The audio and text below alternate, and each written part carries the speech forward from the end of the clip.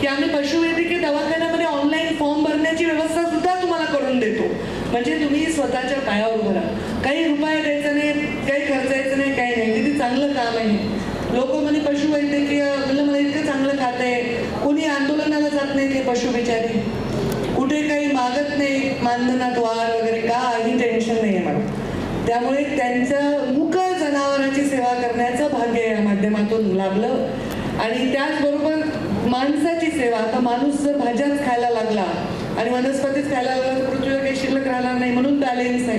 म्हणून काही लोक शाकाहार करतात, मांसाहार करतात, आणि मी झाली शुद्ध शाकाहारी सध्या, आणि हे झालं खातं मांसाहारी.